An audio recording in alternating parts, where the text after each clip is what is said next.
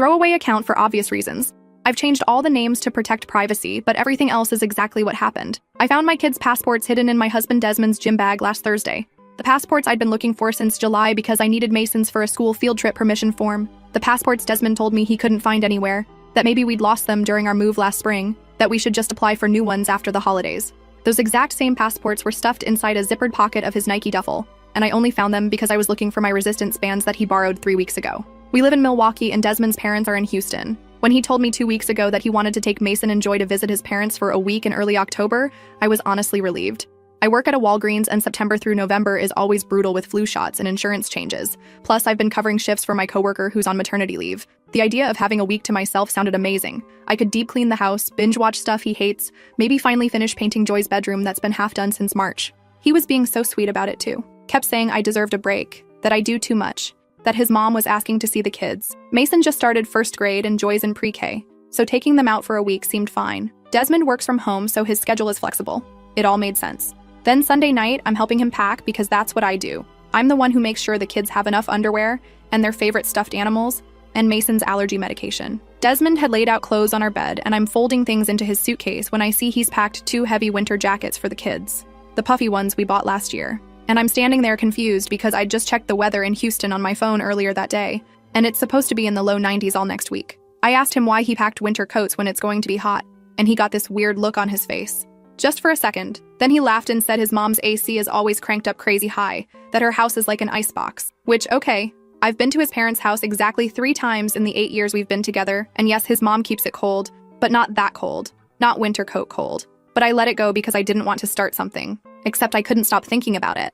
Something felt wrong. Monday morning after Desmond took the kids to school, I was getting ready for my shift, and I kept replaying that moment, the look on his face. On impulse, I went into his office, where he leaves his laptop open most of the time because he's always jumping between work stuff and personal things. I wasn't snooping. I was just going to check the weather one more time, confirm I was being paranoid. His browser history was right there. I didn't even have to dig. He'd been searching things. A lot of things. Turkey non-extradition laws. Can U.S. authorities retrieve children from Turkey? Turkish custody laws for dual citizens. How to establish residency in Istanbul. International parental kidnapping prevention. He'd searched all of this between 1 and 3 a.m. last Wednesday. Over and over, different variations of the same questions. I sat there staring at the screen and everything just clicked into place in the most horrible way. Desmond's dad is Turkish. Moved to the U.S. in the 80s. Desmond was born here, but he has dual citizenship. Turkish and American. We've talked about visiting Turkey exactly once, years ago when we were dating. And I said maybe someday, but international travel with little kids sounded exhausting. He never brought it up again. But his brother Killian still lives in Istanbul. They video chat sometimes. Killian's never been to the US, never met our kids.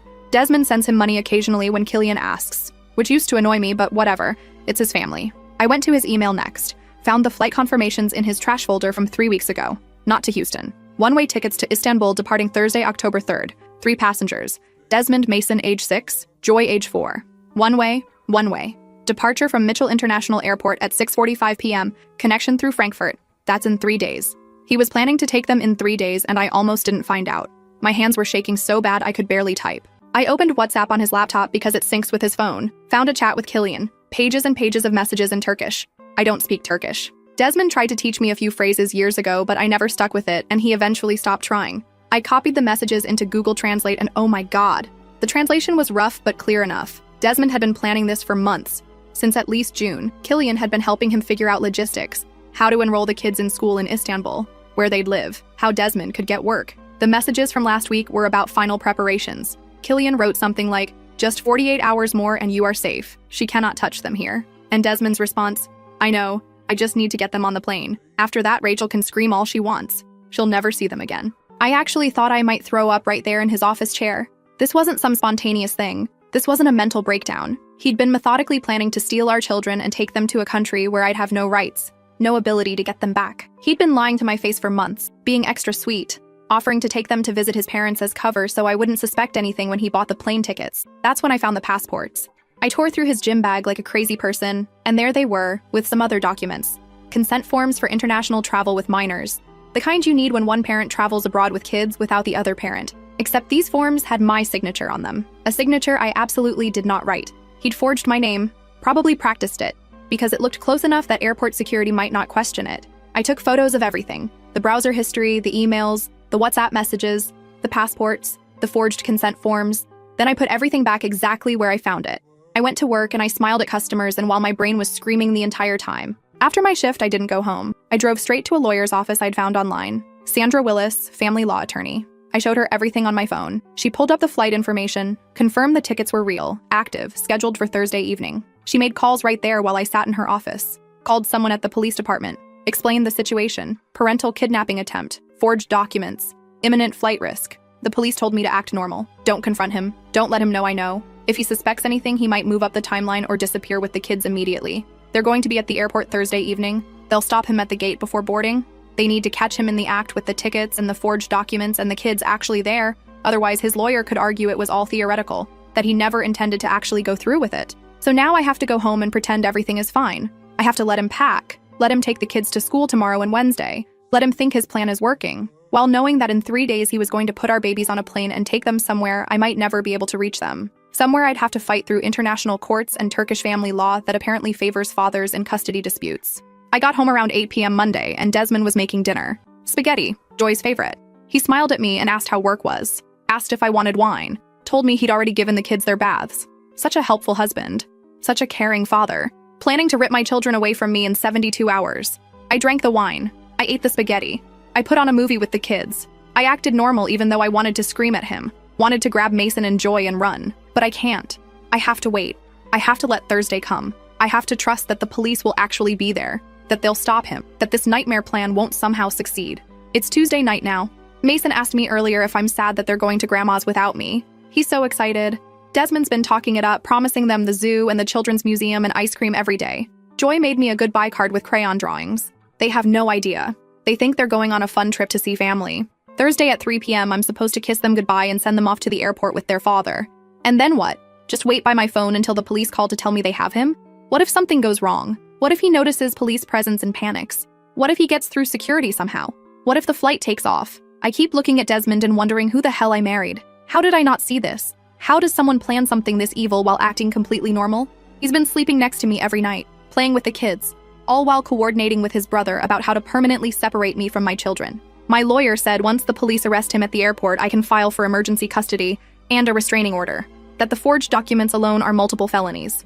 That he'll likely face federal charges for attempted international parental kidnapping. That I'll get full custody easily after this. But right now, none of that matters because I still have to get through tomorrow and Thursday morning and Thursday afternoon. I have to keep pretending. I have to watch him pack their favorite toys and print out their boarding passes and act like the devoted father taking his kids on a nice trip.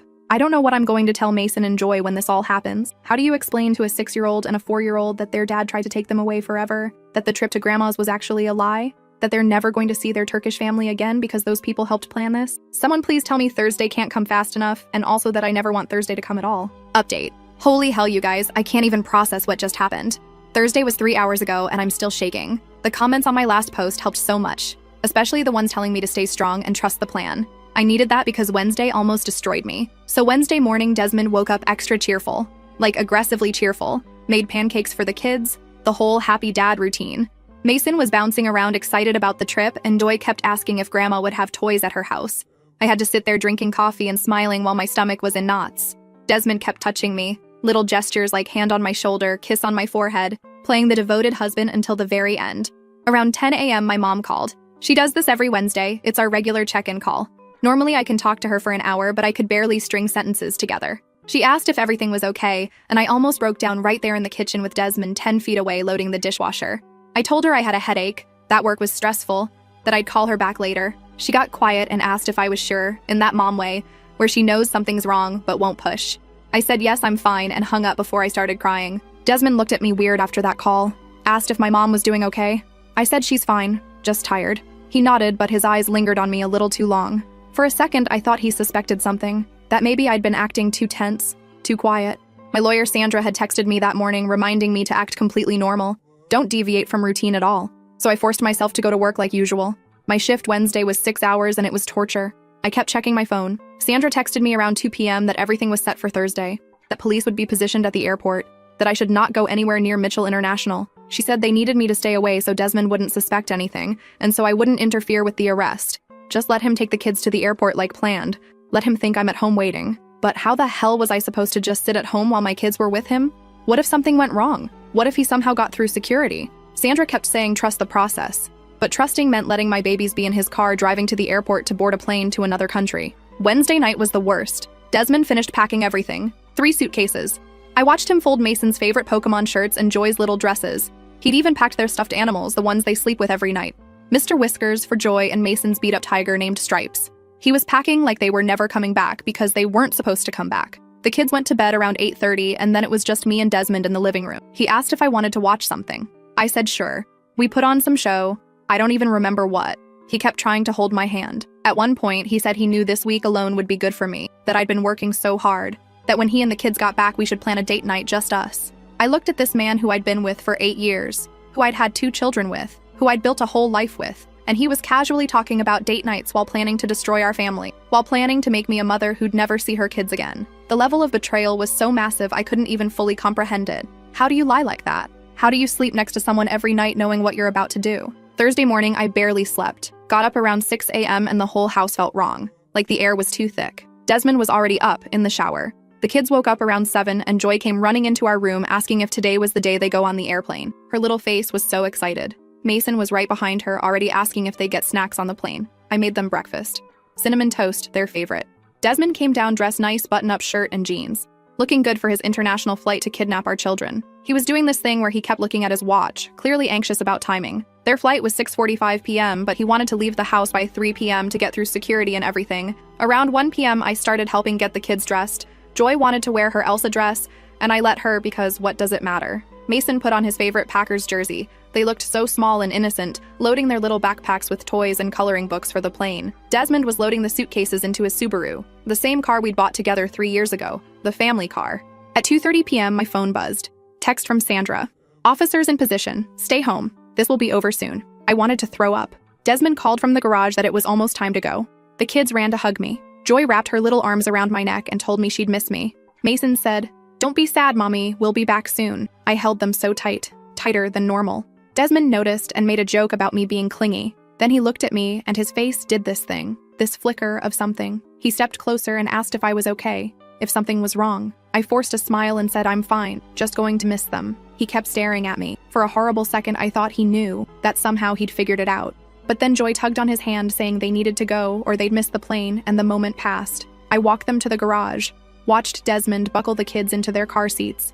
He came around to kiss me goodbye and I let him. He told me to relax, order takeout, enjoy my week. Then he got in the driver's seat and backed out of the driveway and I watched our car disappear down the street with my children inside. Sandra had told me to stay home but I couldn't. I got in my Toyota and I drove to the airport but stayed in the cell phone waiting lot, far from the terminal. I parked and I waited. My phone said 3:47 p.m. Security, check-in, everything would take at least an hour. The arrest was supposed to happen at the gate before boarding. At 5:15 p.m. Sandra called me. It was done. They'd arrested him at the departure gate. The kids were safe, being brought to a family waiting area.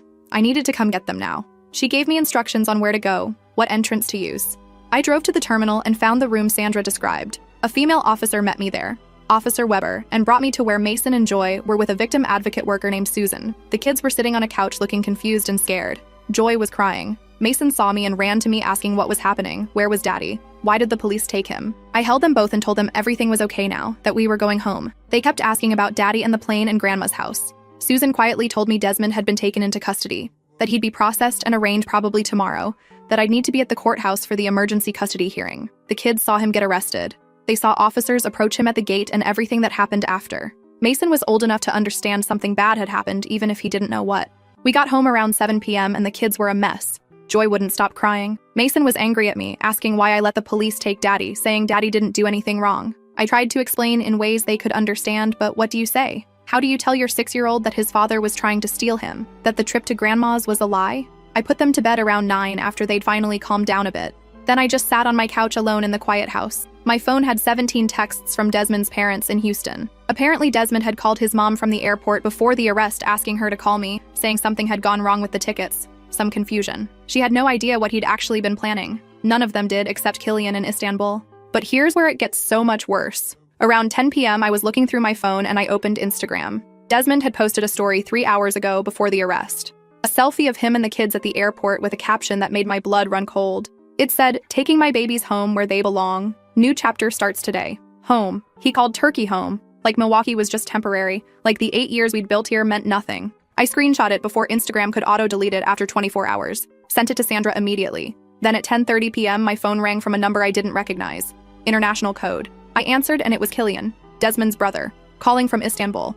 And he started screaming at me in broken English about how I'd ruined everything, how I had no right to stop Desmond from taking his children to their real family, how Desmond was going to take me to court and I'd regret this, how Turkish law would side with them, how I was keeping his nephews away from their heritage. I told him Desmond forged legal documents and tried to kidnap our kids and that he was looking at federal charges. Killian laughed, said American courts don't matter, that Desmond would fight this, that their whole family was ready to support him, that I was a controlling woman who probably drove Desmond to this point, that if I'd been a better wife, Desmond wouldn't have needed to take the children away from me. I hung up on him and blocked the number, but it shook me, because it hit me that Desmond's entire Turkish family sees me as the villain here. They genuinely think he was right to try this, that he was rescuing the kids from me, not kidnapping them. Desmond must have been telling them lies for months, painting me as some horrible person to justify his plan. My lawyer texted me at 11 p.m. Desmond made bail. He's out. There's an emergency restraining order so he can't come near me or the kids, but he made bail on the kidnapping charges. He's staying at some hotel right now. His arraignment is Monday. Emergency custody hearing is tomorrow, Friday afternoon, and I need to be there. So now I'm sitting here at midnight on Thursday, and my kids are traumatized.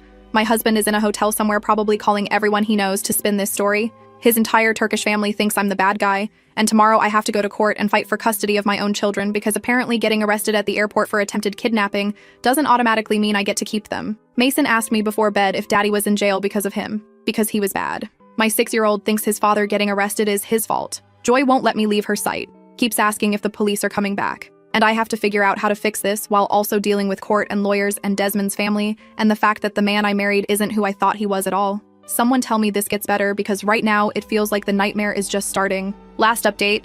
I'm writing this from my mom's house because I couldn't stay in that house anymore after what happened this weekend. Friday morning, I dropped the kids with my mom around 10 a.m. Mason was still asking questions about Daddy and when he'd see him again. Joy had barely slept, kept crawling into my bed all night. My mom took one look at me and pulled me into a hug that almost broke me. She wanted to come to court with me, but Sandra said it was better if I went alone, that having family there sometimes makes judges think you can't handle things independently. The courthouse was freezing cold. I sat on a bench outside the family court waiting room for 40 minutes before Sandra found me. She looked stressed, which made me more stressed. She said Desmond had gotten a lawyer overnight, some guy named Patrick who apparently specializes in international custody cases. Of course he did. Even arrested for kidnapping. Desmond was 3 steps ahead. We went into the courtroom and there he was. Desmond, sitting at the other table in a suit I'd never seen before, looking calm and put together like he was at a business meeting, not like someone who'd been arrested less than 24 hours ago. He looked at me when I walked in and his expression was so cold. Not angry, not guilty, just cold. Like I was a stranger. Like I wasn't the person he'd shared a bed with for 8 years. Judge was a woman in her 50s who looked exhausted before we even started. She had the police report, the evidence, everything. Sandra presented our case first, showed the flight confirmations, the browser history, the WhatsApp messages with Killian, the forged consent forms. Laid it all out. The judge looked at the documents and then looked at Desmond like she couldn't believe what she was seeing. Then Desmond's lawyer stood up and I wanted to scream, because he started talking about cultural differences and parental rights, and how Desmond just wanted his children to know their heritage. Made it sound like this was about family connection, not kidnapping, like those one-way tickets were just an oversight. The lawyer kept using phrases like misunderstanding and miscommunication, and at one point actually suggested I was being culturally insensitive by not wanting the kids to spend time in Turkey. I couldn't stay quiet. I know Sandra told me not to speak unless asked, but I stood up and said he forged my signature and planned to take them permanently, and the judge had to tell me to sit down. Sandra grabbed my arm hard. Desmond just stared at me with that same cold expression. Judge granted me temporary full custody, which Sandra had said was likely. Desmond got supervised visitation only, pending the criminal case outcome. No passport access. He has to surrender his Turkish passport. Can't take the kids out of Wisconsin. Basically everything I wanted except it's temporary. We have to come back in 30 days for another hearing. After court, I went straight to my mom's to pick up the kids. Spent Friday night trying to act normal for them while my brain wouldn't shut off. Mason kept asking when he could see Daddy, and I didn't know what to tell him. Joy was clingy, wouldn't let me out of her sight. Saturday morning, I was making the kids breakfast when my phone rang. It was Desmond. He was using someone else's phone, said his lawyer told him he couldn't contact me directly, but he needed me to understand what I'd destroyed, that we needed to talk without lawyers in the way.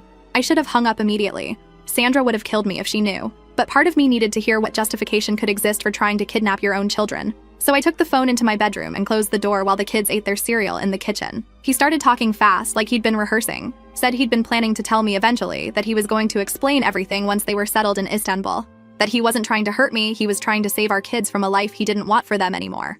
I asked what the hell that meant, and he said living in America was suffocating him, that he'd tried for years to be happy here, but he missed Turkey, missed his real home, missed being around his actual culture instead of trying to fit into mine. That raising Mason and Joy here meant they'd grow up American and lose their Turkish identity completely. That my family was too involved, too controlling, that he felt like a guest in his own life. And I just stood there in my bedroom completely stunned because none of this had ever come up before. Not in 8 years. Not when we were dating. Not when we got married. Not when we had kids. I asked why he never said any of this, and he said he tried, but I never listened. That every time he suggested visiting Turkey or teaching the kids Turkish more seriously, I'd shut it down or make excuses. That I'd made it clear I didn't respect his culture. I lost it. Told him that's complete bullshit. That suggesting a family vacation is different from stealing our children. That if he was unhappy, he should have talked to me like an adult, gone to marriage counseling, anything except planning to permanently separate me from my kids. He kept saying I'm not listening even now, that I'm proving his point. Then he said something that made me want to throw my phone across the room. He said maybe if I'd been more supportive of his culture from the beginning, if I'd made more effort to embrace his Turkish side, he wouldn't have felt forced to take this action. That in a way I'd pushed him to this by being so closed-minded about everything that mattered to him. I told him that's manipulation. That's blame shifting. That he made the choice to forge documents and lie and plan an international kidnapping. That nothing I did or didn't do justifies what he tried. He shook his head and I could hear it in his voice, like I was missing the point. Said in Turkish families, the father's wishes are respected. That he has just as much right to decide where the kids are raised. That American courts favor mothers, but Turkish law would have seen his side. I was pacing my bedroom, trying to keep my voice down so the kids wouldn't hear. He kept trying to make it sound reasonable, like he was just asserting his parental rights, like wanting his kids to grow up in his homeland was this noble thing instead of a betrayal. At one point he actually said once we were in Istanbul and everything settled, maybe I could have visited. That Kilian's place is big enough, that we could have worked out some arrangement. I asked if he was completely insane, if he really thought I'd be okay with visiting my own children in another country a few times a year, while they lived with him permanently. He said lots of divorced parents make international arrangements work, that it wouldn't be ideal, but we'd adjust. That's when I realized he'd already planned our divorce. Before even taking the kids, he decided our marriage was over, that he was done with America and with me, and he was just going to take what he wanted. The kids, the life in Turkey, all of it. And somehow in his mind this was justified because of cultural differences and my supposed lack of support. Then he said something that absolutely floored me. He said his parents in Houston don't know the real plan, that he'd told them he was taking the kids to visit them. Same story he told me. That Kilian is the only family who knew about Istanbul. And he asked me not to tell his parents because they wouldn't understand. They'd side with me. And he didn't want them turning on him. So even his own parents were lied to. Everyone was a pawn in his plan except Kilian. I told him I didn't owe him any favors and his parents deserved to know what their son really tried to do. He got angry then. That telling his parents would only cause more damage. That I should focus on our kids instead of trying to turn his family against him. I hung up on him. Just ended the call mid-sentence. He tried calling back 3 times from that same number and I blocked it. He texted later from yet another number saying I'd regret not trying to understand his side, that the kids would grow up resenting me for keeping them from their father and their culture, that I was the one destroying this family, not him. I screenshot everything and sent it to Sandra. She called me Sunday morning absolutely furious that I'd talked to him, said he violated the restraining order by contacting me and I should have hung up immediately. But then she said his admissions during that call actually helped our case. That him admitting to forging documents and planning this for months, all of that on record now through my account of the conversation, made the prosecution stronger. She told me to write down everything he said word for word while it was fresh. Sunday afternoon, Desmond's mom called me, said she talked to Kilian trying to understand what happened and Kilian told her everything, the whole Istanbul plan. She had no idea. She thought Desmond was bringing the kids to Houston, that's what he'd told her. Finding out her son was planning to take her grandchildren to another country permanently, that he'd lied to her too, destroyed her. Then Monday morning, I woke up to 17 WhatsApp messages from Kilian, Desmond's brother in Istanbul. I'd never deleted his contact after I found those messages on Desmond's laptop, so the notifications just kept coming through. At first, I wasn't going to read them, but curiosity got the better of me. They started around 3 a.m. my time, which would have been late afternoon in Turkey. The first few were in Turkish, but then he switched to English, calling me every name you can imagine. Said I was a selfish American woman who didn't deserve Desmond or the children. That I'd manipulated Desmond into staying in a country that suffocated him. That Turkish children belong with Turkish family, not with someone like me who refused to respect their heritage. He said Desmond had told him months ago how unhappy he was, how trapped he felt, how I controlled everything about our life and wouldn't let him make any decisions about the kids. Which is insane because I've never controlled anything. Desmond worked from home, did whatever he wanted. I was the one constantly adjusting my work schedule around his needs. Kilian kept going, message after message, said American courts are corrupt, that I'd stolen Desmond's chance at happiness and now I was keeping his nephews from him, that the whole Turkish side of the family was disgusted with me, that I'd better watch my back because they weren't going to let this stand. That last part honestly scared me. I screenshot everything and sent it to Sandra immediately. She called within 10 minutes and told me to block him right now. that threatening messages from family members could actually help our case show there was a coordinated plan, that Killian admitting he knew about Desmond's unhappiness months ago proved this wasn't some spontaneous decision. I blocked Killian, but then started getting messages from other numbers I didn't recognize. More family members from Turkey, cousins, aunts, people I'd never even met. All variations of the same thing, that I was keeping the children from their real family, that American women don't understand family loyalty, that Desmond was fighting for his rights and they supported him completely. One message from someone claiming to be Desmond's aunt said that if I really loved my children, I'd let them grow up in Turkey where they'd be surrounded by family who actually cared about them, that raising them in America was selfish, that I was denying them their birthright. Desmond's criminal trial is scheduled for January. His lawyer is trying to get the charges reduced, but Sandra says with the evidence we have, that's unlikely. He's looking at actual prison time if convicted. The next custody hearing is in 3 weeks, and Sandra's confident we'll get permanent sole custody at that point. But honestly, I don't care about any of that right now. I care that Mason flinches when he hears a car door close. I care that Joy won't sleep alone. I care that the man I trusted with everything turned out to be someone I never really knew at all. Someone who convinced himself that what he was doing was right, that I was the problem, that stealing our children was justified somehow. People keep asking me if I'm okay, and I genuinely don't know how to answer that. My kids are safe, I have custody, the legal stuff is moving forward, but I'm also just angry all the time. Angry that I have to explain to my babies why their father isn't here, angry that Desmond still thinks he was in the right, angry that his entire Turkish family sees me as the villain when I'm the one who stopped him from ruining all our lives. That person never existed. It was all performance while he secretly resented everything about our life together and planned his escape. So yeah, that's where things stand. Marriage is obviously over. This whole thing is completely insane and I'm just doing my best.